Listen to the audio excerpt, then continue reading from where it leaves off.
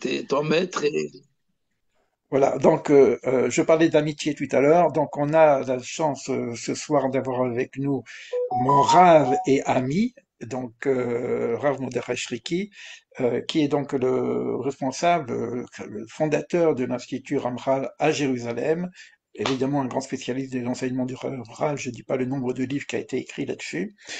Qu'est-ce qui est important pour moi en tout cas d'avoir le Ramchal représenté par Rav Shriki, Rav Mordechai Shriki, c'est que le Ramchal parle principalement de la question du sens. Et c'est ce qui m'habite depuis, j'allais dire, allez, 78 ans, quoi, depuis le ventre de ma mère. Euh, la question du sens. Et là, on va parler un petit peu du sens, puisqu'en Purim, c'est aussi une fête du sens, et parfois même du contresens. Et puis, on a un événement qui est quand même terrible. C'est pas que le premier qu'on a de génération en génération des événements comme ça, mais l'événement dernier que nous avons eu, c'est je parle du 7 octobre et puis de la guerre que nous vivons aujourd'hui, c'est une éclaboussure puisqu'on a aujourd'hui les médias, on a les photos, ça a été une propagande de l'horreur et que cette horreur, au lieu d'avoir créé, si tu veux, quelque chose, de dire c'est pas possible, mais finalement ça a créé de l'antisémitisme. On a un truc complètement inversé dans le sens. Alors moi j'ai des questions à poser là-dessus, c'est que est-ce que Purim, qui est la face cachée, quelque part cachée, je cacherai ma face, est-ce que Purim peut nous apporter quelques indices de ce que nous vivons aujourd'hui, au niveau du sens évidemment, puisque on a une histoire qui est quand même à peu près similaire, avec la Perse, avec les tentatives d'extermination du peuple d'Israël.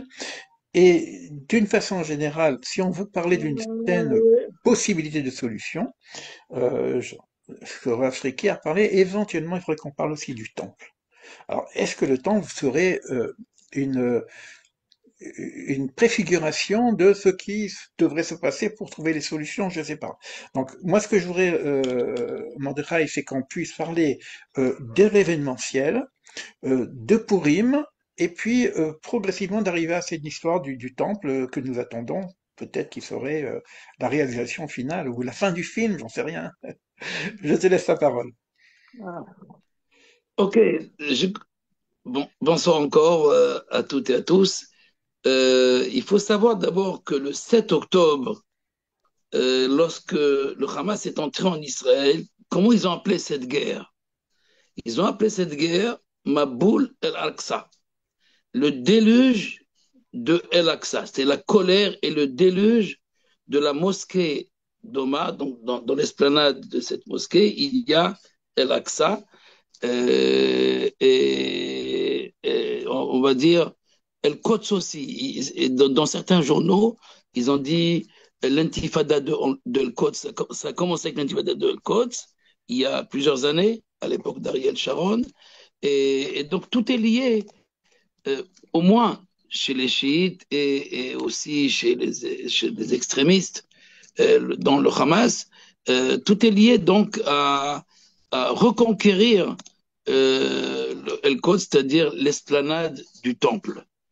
Et donc le jour même, au lieu d'appeler donc la guerre de Simchat Torah pour les Juifs, on l'appelle la guerre du 7 octobre pour marquer cette date fatidique, mais les Arabes l'ont appelé, donc les Arabes concernés ont appelé cette guerre la guerre de El-Quds, la guerre de Intéressant, ouais. El-Quds. Donc, Mhm. Aqsa, El-Quds, voilà donc là comment nos ennemis ont appelé cette guerre. Il faut savoir que le mal lui-même, le mal reflète, exprime la réalité lorsque le bien n'anticipe pas. Lorsqu'on n'anticipe pas sur la réalité, alors le mal va le faire, va surgir. La clipa, en vérité, euh, ce n'est pas le mal, mais elle devient le mal lorsqu'elle n'est plus liée au fruit. Mais tout le temps qu'elle est avec le fruit, elle fait partie du fruit. Donc, elle ne précède pas, elle est avec le fruit. Mais à quel moment donc elle prend une particularité lorsqu'elle est séparée? De même, la question donc de Purim, puisque nous sommes dans cet événementiel donc de Purim, il faut dire que Purim, d'après l'Arizal, c'est le modèle de toutes les fêtes. À quel niveau? C'est le modèle de toutes les fêtes. C'est à propos donc de ce qui est écrit à la fin de la Megillat Esther. Et Amimaem Ale Niskarim Venaasim Bechol Shana Veshana. Et ces jours donc, de fête sont rappelés chaque année et réalisés, sont faits et réalisés, rappelés et réalisés. Niskarim, rappelés, et Naasim, et réalisés, faits. Donc on accomplit certaines, certaines actions pour Purim, comme pour Pessah, comme pour Shavuot, comme pour Sukkot, pour rappeler un moment, pour rappeler donc un événement. Mais au fait, concernant les autres fêtes, il n'est pas dit clairement qu'il faut rappeler l'événement par telle ou telle action. Sauf pour le Corban Pessah, pour le sacrifice de Pessah, où il est écrit clairement qu'on doit chaque année faire donc l'action donc de l'agneau pascal. Et alors, et du coup, alors c'est la matzah pour rappeler la sortie d'Égypte et le maror, etc. Mais en vérité, c'est à Purim où il y a quelque chose, une exigence de notre part, de la part des sages, de rappeler, de se souvenir. Mais on doit se souvenir de quoi exactement? Est-ce que de l'histoire, et c'est suffisant? Avec le souvenir de l'histoire, de l'événement, ou bien, non, il y a une leçon à apprendre et actualiser dans chaque année. Chez Yuchadashim Be'enecha, comme il est écrit, qu'il soit nouvelle, nouveau à tes yeux. C'est-à-dire que ces actions et que ces enseignements soient nouveaux. Yuchadashim, ils soient donc nouveaux à tes yeux. Et pour cela, donc, euh, les fêtes sont marquées chaque année, mais avec un accent, comme on le rappelle dans la Gada de Pessah. Bechol Dorbador, dans chaque génération, Bechol Dorbador, on veut nous détruire, dans chaque génération, on veut nous anéantir. Mais est-ce que c'est juste ça, c'est-à-dire la haine, l'antisémitisme, les guerres et surtout le miracle qui s'ensuit? Est-ce que c'est de ça dont on doit se rappeler? Donc c'est rebelote. Si c'est comme ça, donc dans tous les cas, il n'y a pas de grandes différences entre une fête, à part les dates, n'est-ce pas, qui sont différentes. Mais sinon, le topo, on le connaît, il y a une guerre, il y a une protection et il y a un miracle. Mais chaque fois, c'est d'une manière différente. Chaque fois, l'événement se distingue, se singularise par quelque chose de particulier, par des mitzvot aussi, par des commandements qui sont particuliers. Qu'est-ce qui est particulier à Purim? Et justement, je voulais parler donc du temple. Alors, pour beaucoup, ce qui est particulier, c'est on était dispersés, on était dispersés, oui, comme dit Aman, un peuple dispersé, divisé, et du coup, par Mishloach Manot, alors on n'est plus dispersé parce qu'on se rapproche par les cadeaux. Je t'invite, tu m'invites, on mange ensemble le même repas. Donc, le Talmud dit qu'on répare de ce fait la dispersion. Et je répare la division que Aman a mentionné, un méforad, par quoi? Par la tzedaka, c'est-à-dire qu'en fait, permettre à l'autre aussi de se nourrir, permettre à l'autre de vivre correctement. Mais pour cela, il faut faire une vraie tzedaka. C'est pas le 1 dollar ou le demi-shekel qui va permettre à l'autre de vivre convenablement. Donc, comprenons que, comme dit Maïmonide, que la véritable mitzvah, c'est la tzedaka de matanot la evionim. Mais bon, voilà, chacun retient une mitzvah particulière parce que c'est la mitzvah qui nous permet donc de saisir la quintessence de la fête, je dirais, comme pour Shofar, pour Rosh Hashanah, ce serait le Shofar, pour Kippour, c'est le jeûne lui-même, l'expiation, donc par la réparation, par le jeûne, Sukkot, par les cabanes, par le lulav. Donc il y a des éléments, il y a des mitzvot, il y a des ornements, je dirais, où, pour aller plus loin, un symbolisme qui nous permet donc de comprendre la quintessence de la fête. Alors, c'est quoi Purim exactement? C'est Mishloach Manot, c'est Matin Levonim, c'est rappeler l'histoire, c'est remercier Dieu, glorifier Dieu, le Hallel, à la place du Hallel, la Megillah, comme ils disent les Chachamim, qu'à la place de Dieu Hallel, donc des louanges et des remerciements. La Séouda, la Et voilà. Séouda, Et donc, et on technique la Séouda, mais la Séouda, c'est, encore une fois, la Séouda, c'est le Mishla Manot. C'est-à-dire, avant, comment ça se passait la Séouda? Mon repas, je te l'amène. Et toi, tu amènes ton repas. Et donc, on mais mange il y a nos l'histoire de repas. boire quand même, c'est particulier quand même. Et l'histoire de Haman, Boire, de boire. de boire. Bon, c'est un plus, mais c'est pas l'essentiel. Oui, mais c'est ce qui nous permet de changer de passer à un certain niveau. Moi, il y a deux éléments en tout cas pour moi, je veux dire que c'est pas que j'aime boire, que c'est l'idée de C'est boire dommage. suffisamment pour ne être rentré dans une confusion, un niveau Oui, de conscience différent, et jusqu'à ce que tu ne saches pas.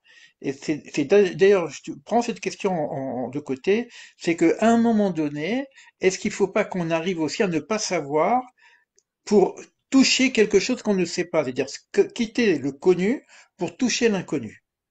Parce qu'il y a bien une sûr, révélation nouvelle qu'on doit avoir bien À sûr. Purim ou dans Adéloyada. notre histoire, parce que notre histoire c'est Purim, hein. Oui, Mais cette mais vous révélation, il faut qu'on remarquez, lâche le connu, quoi. ouais, mais tu remarques qu'il y a beaucoup d'éléments et j'essaie de retenir quelque chose. Là, tu retiens euh, cet élément important, cette mitzvah, c'est une mitzvah. Les bassoumé, mitzvah les bassoumé, chayav, voilà donc l'enseignement du Talmud, chayav inish les bassoumé, bepuria, adeloyada. Un homme a l'obligation de boire jusqu'à ne plus distinguer, jusqu'à ne plus discerner entre Haman et Mordechai, entre le bien et le mal et les confondre. C'est cela. Il raconte une histoire qu'un rave a dû tuer son ami, il a pris pour son ennemi. Alors, pour donner l'exemple de la confusion. Mais bon, beaucoup de sages, heureusement pour nous, ont expliqué autrement cette confusion qui est une mise une préparation pour, euh, pour comprendre que tout se passe par l'éternel, que Dieu, c'est le mettre en scène, et il a mis en scène Haman, et il met en scène Mordechai. Et les deux sont sous sa tutelle. Et on ne sait pas, ma foi, qui travaille plus pour Dieu. Est-ce que Haman qui remplace Vashti, qui donne, qui donne le conseil à Achashverosh, à Suérus, de remplacer Vashti par une autre femme. Donc c'est lui qui invite Esther, inconsciemment, mais c'est lui. C'est le mal qui prépare donc la délivrance du peuple d'Israël. Et c'est Haman qui donne l'idée qu'il faut fabriquer une potence de 50 coudées. Et c'est Haman qui a dit qu'il faut amener la plus grande cavalerie pour celui dont le roi aime. Il fallait savoir que le roi aimait Mordechai tout à coup, alors qu'il était inconnu jusqu'à présent dans les annales. Et, et donc, c'est là Deloyada. Donc, il y a beaucoup d'enseignements sur Purim. C'est énorme. Purim, c'est un traité à part entière. Mais, à mon avis, de tout ce que nous avons dit, y compris ce que tu as dit à propos donc du vin, à propos du boisson, parce que toute la fête, la Megillat Esther, elle commence avec une fête.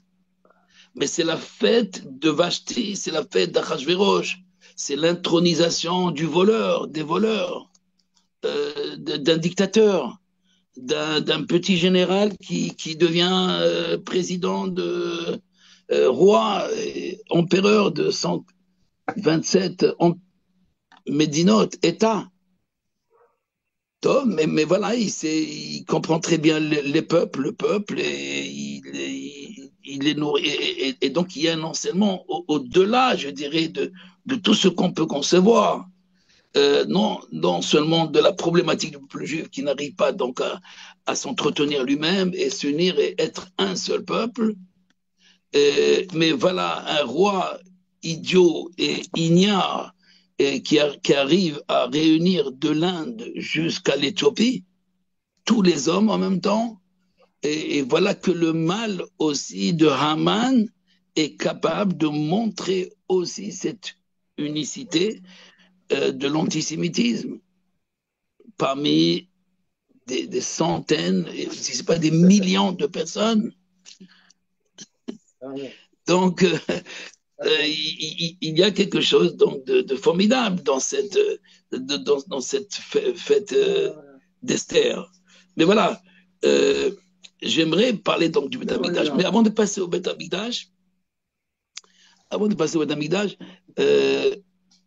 il y a un enseignement de Rish Lakish dans le Talmud, Megillah, dans les Rouchalmi,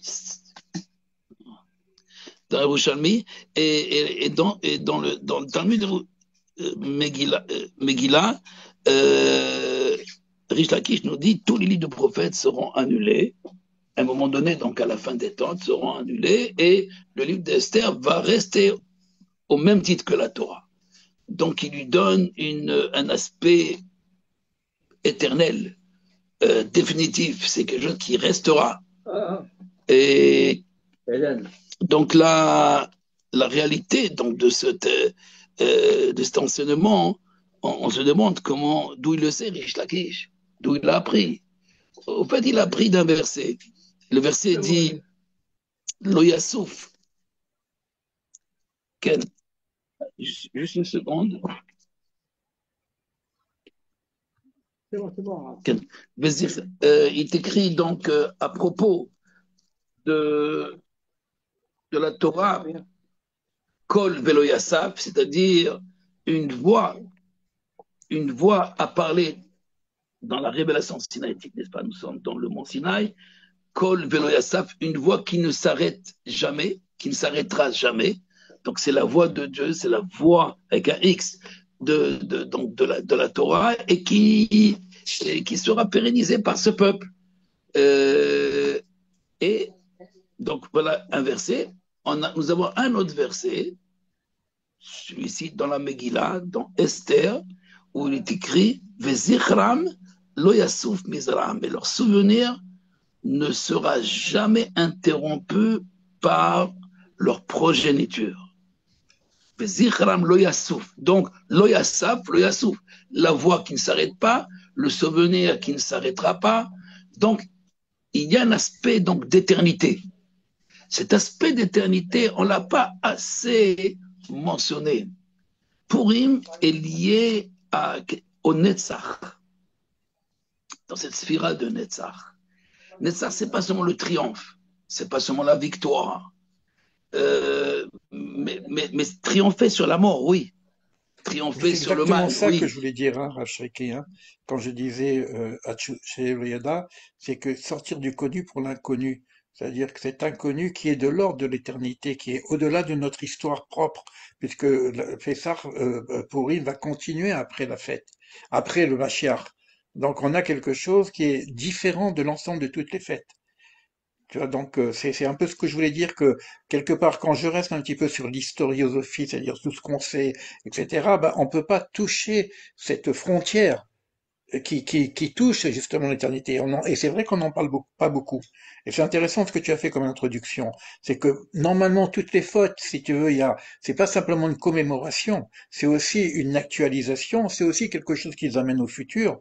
Mais Purim, c'est plus que ce futur présent, c'est un futur antérieur, je veux dire, c'est le futur du monde en devenir. Donc c'est ce qu'on attend, c'est ça qu'on attend, c'est ce ridouche que j'attends justement de ce Purim. Et là tu en parles vraiment, c'est exactement ça que j'attends, que j'entends dans sortir du connu pour toucher quelque chose qui va nous dépasser justement. Exactement, qui va nous dépasser parce qu'on n'est pas capable, on est capable de comprendre certains, beaucoup d'événements, mais quand ils sont, il y a des bornes, donc il y a un début, il y a une fin, et là on peut saisir, il y a une définition. Mais par contre, quelque chose que c'est à devenir, c'est tout le temps, c'est quelque chose qui ne termine pas. L'oya souffle.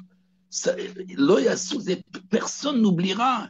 Et comme si Pourim nous dit, voilà, c'est quelque chose qui va rester pour toute la progéniture d'Israël. Et là,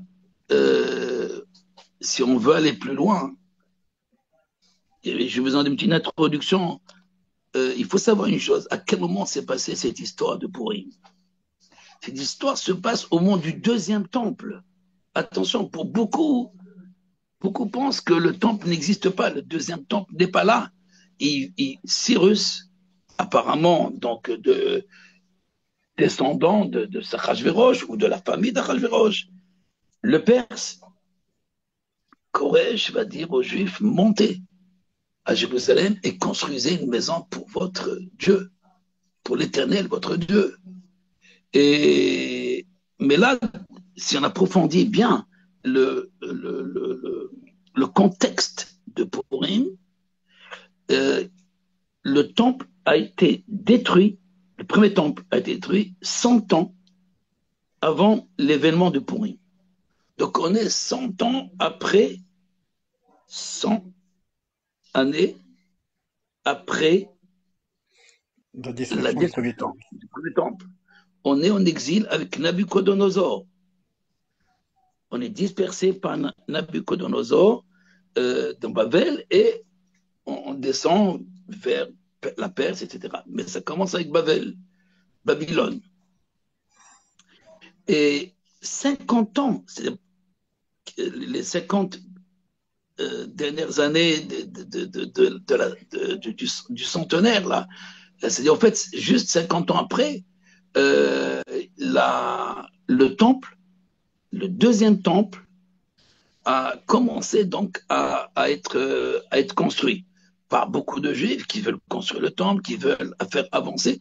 Je vais vous lire le verset si vous voulez, pour ceux qui veulent des sources, où on parle d'un certain Yechonia, donc un roi que dans la Mégillat Esther, on parle de ce roi, Mordechai qui a été exilé à l'époque de ce Yechonia, et voilà, donc dans les 50, on commence à construire le temple.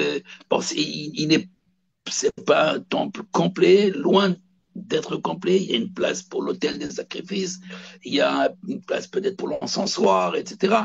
On arrange ici et là, et il y a beaucoup de problèmes. Depuis ses débuts, il y a des grands problèmes de construction de ce temple.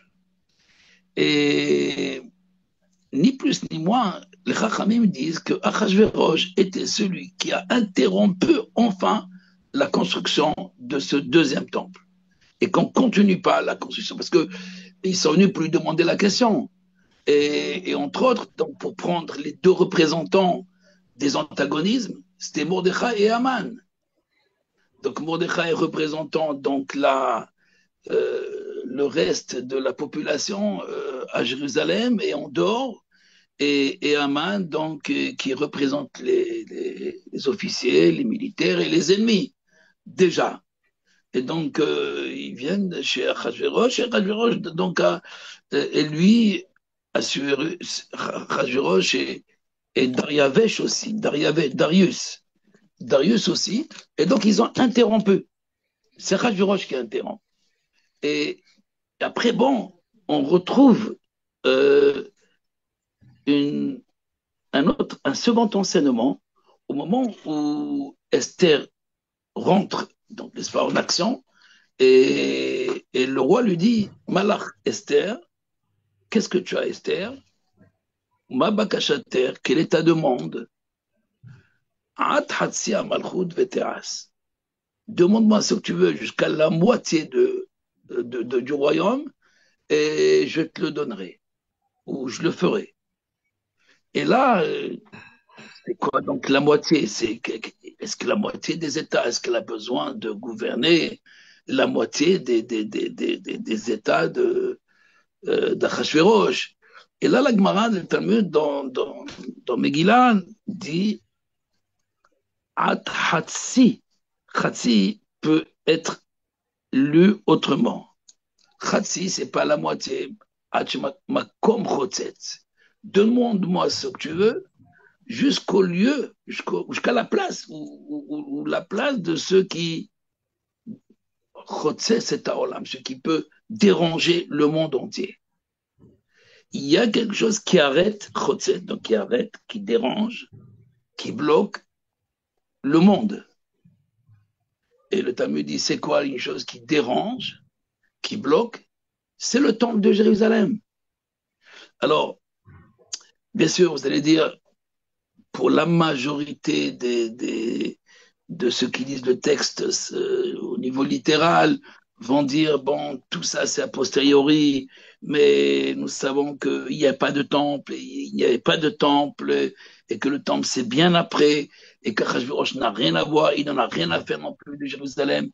Et mais au fait, non, d'après tous les enseignements, la véritable demande ou la véritable crainte d'Achashverosh, c'est cette demande du temple. Parce que le temple, justement, il termine avec ça, le temple nous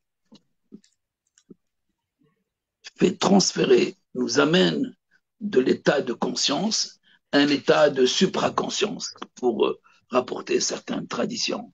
C'est-à-dire à un niveau vraiment de dvekut, d'adhésion avec Akadosh Baruch Hu. Oui, Betocham, c'est Shacharti Betocham, Le c'est ce Torah, qu'ils aiment dire. exactement.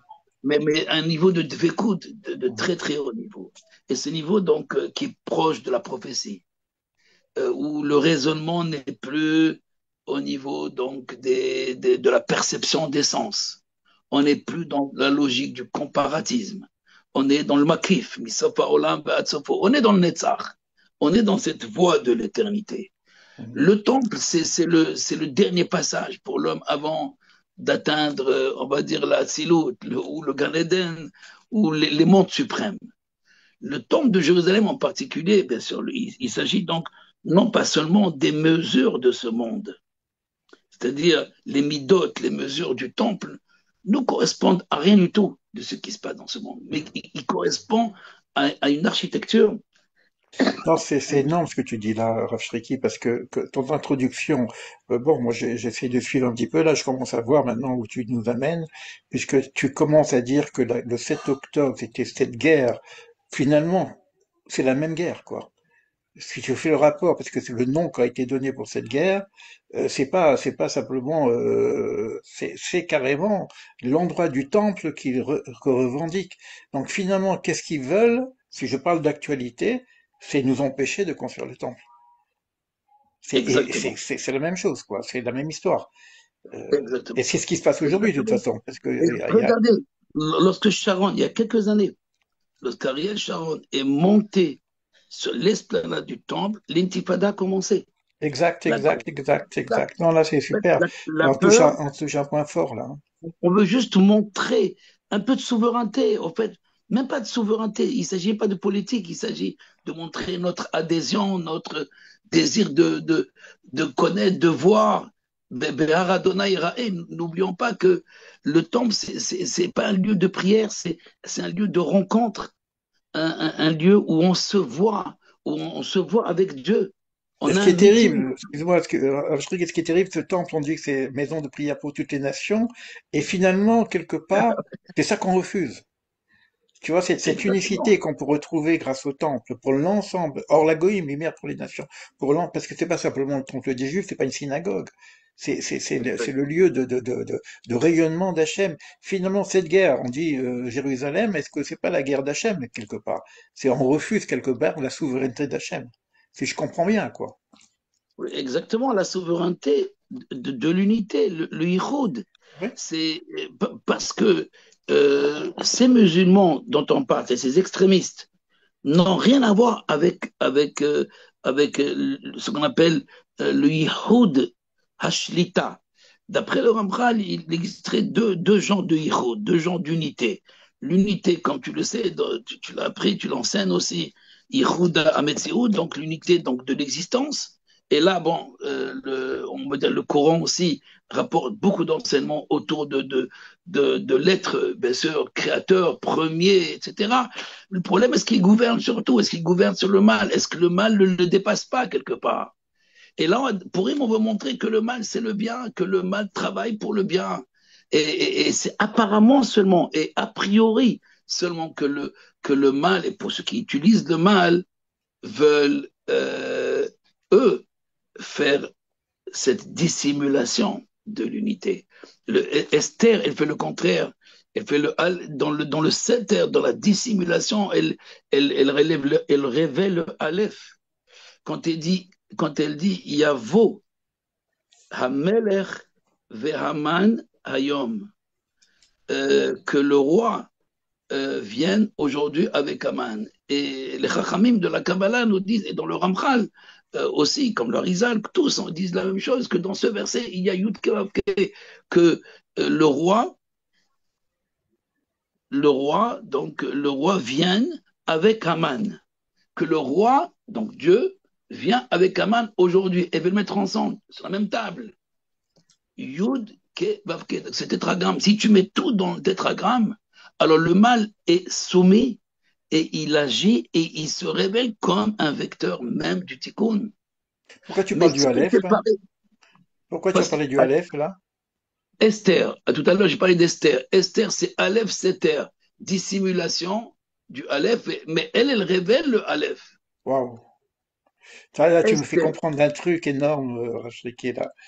C'est un truc que j'ai essayé de comprendre par rapport à l'histoire de Job. Job, il vit un enfer, il vit indirectement une Shoah personnelle, et ouais, qu'à un ouais, moment donné, on lui dit tais-toi et je t'enseignerai. Job 33, je me rappelle parce que c'est un truc qui me marque. Et qu'est-ce que ça veut, c'est écrit comment? Tais-toi et je te alepherai. C'est-à-dire que si on arrive, et il passe à côté parce qu'il continue à parler, donc il veut encore des réponses. Mais cette histoire du Aleph, c'est énorme parce que Galout, Géoula, c'est juste un Aleph, encore une fois, tu vois. Donc, et le Gola, Aleph, Gola, bon, Gola c'est Geoula. l'unité, bon, on est dans une dimension, en fin de compte, de l'émanation divine, inconditionnelle, hein, parce qu'on est dans Keter, etc. Et c'est intéressant par rapport même à l'histoire individuelle de Job, quoi, hein.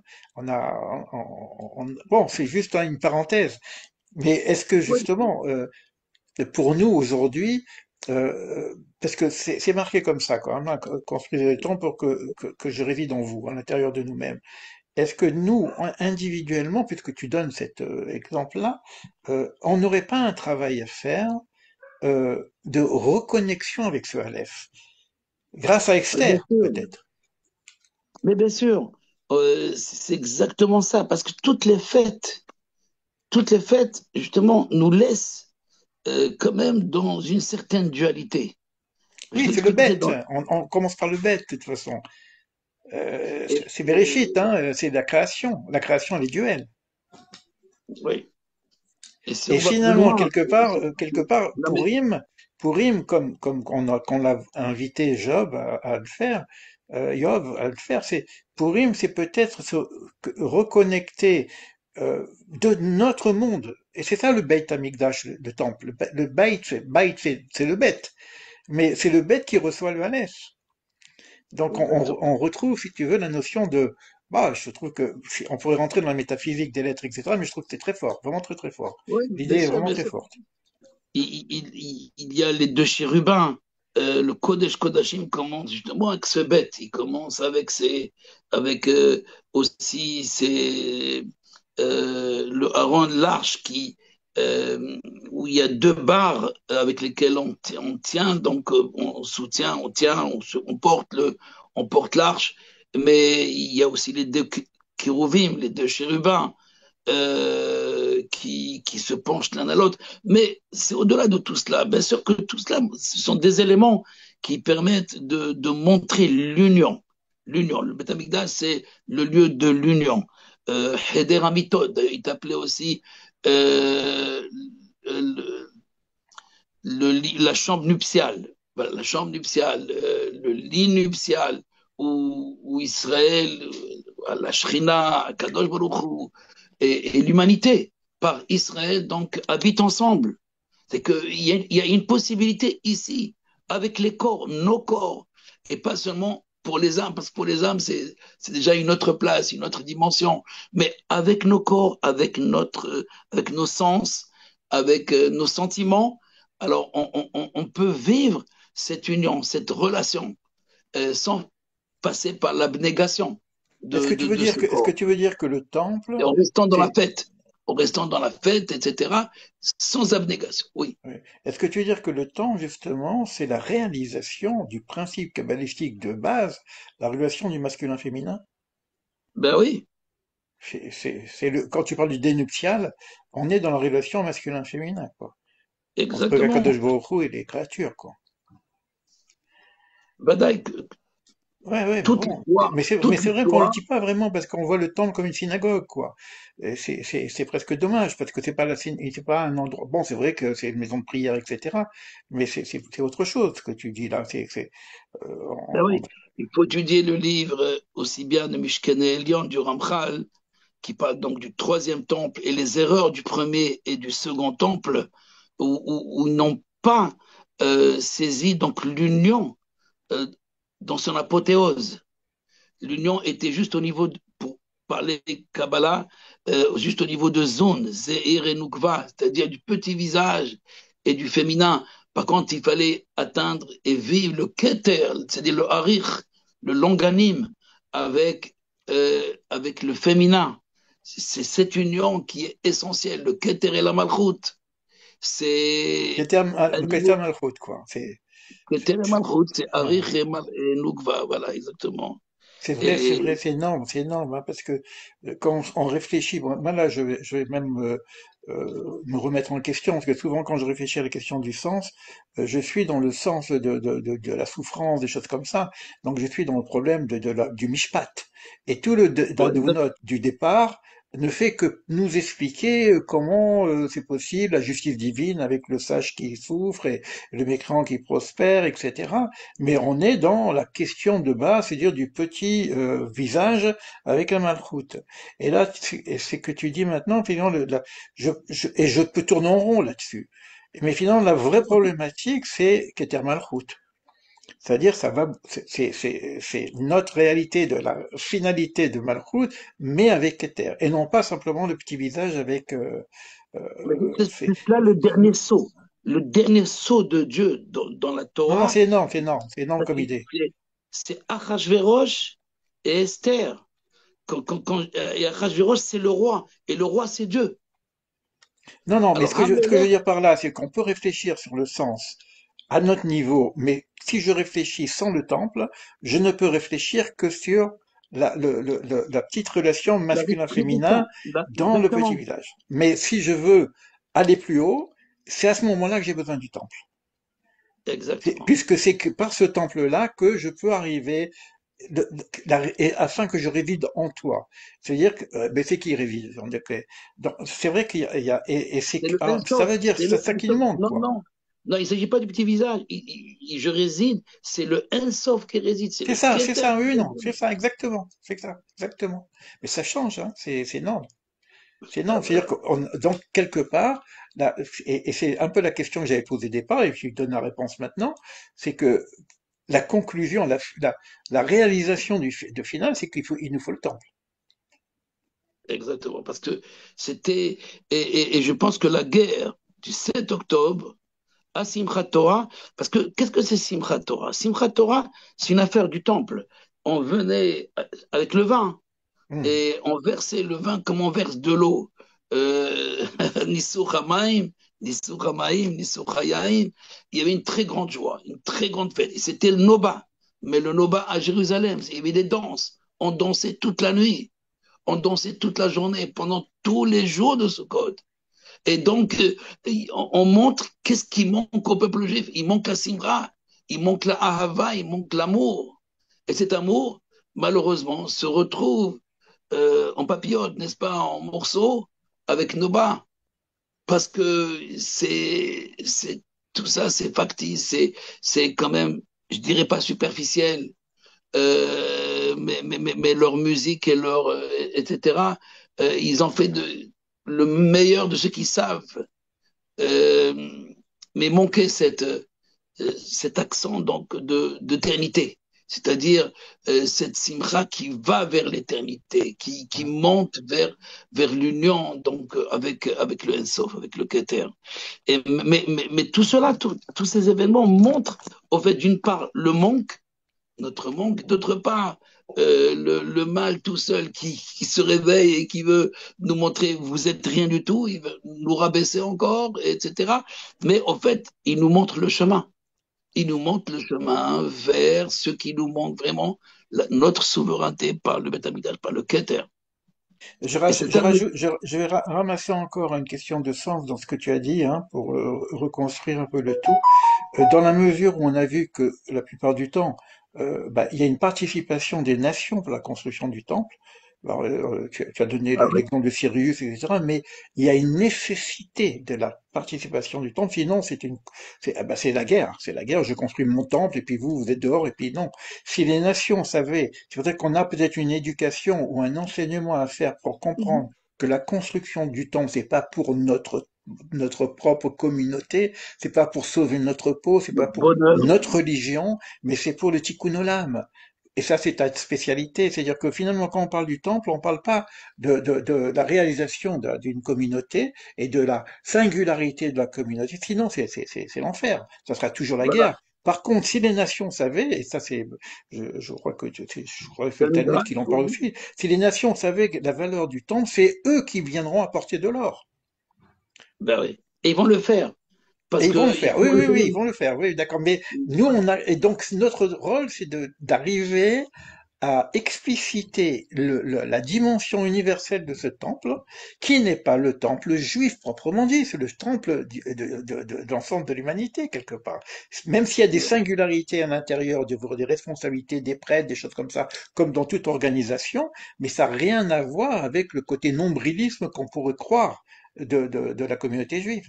Et ça, c'est extrêmement important, parce que si on arrive à faire passer ce message, que finalement, qu'est-ce qu'on attend? On attend, si tu veux, que cette lumière divine, on a parlé du Aleph, puisse venir s'incarner dans ce monde, se réaliser.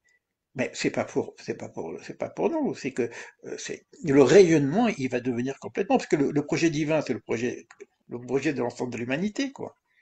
C'est énorme comme Exactement. et c'est pour ça que le Et travail que tu fais et le travail qu'on a essayé de faire depuis de nombreuses années, je crois que ça fait 40 ans qu'on travaille quand même ensemble sur ça, sur le Tikkun Olam, hein.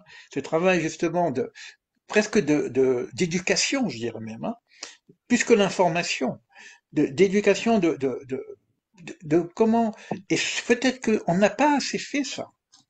on n'a pas assez fait au niveau pratique, mais je pense qu'aussi avec ton projet de l'arche d'Abraham, parce que Oui, qui est Abraham? Abraham, il découvre le Har Moria, il découvre le lieu. Et les pierres, les maîtres disent que les pierres avec lesquelles il a construit l'autel pour son fils Isaac, eh ben, ce sont les pierres que Jacob a ramassées autour de lui. Et c'est c'est les mêmes pierres. Et c'est la montagne sur laquelle est écrit Behar Adonai Rae. Sur cette montagne, je me fais voir, je me révèle. Donc il y a une révélation, il y a une véritable révélation, mais qui est liée à chacun.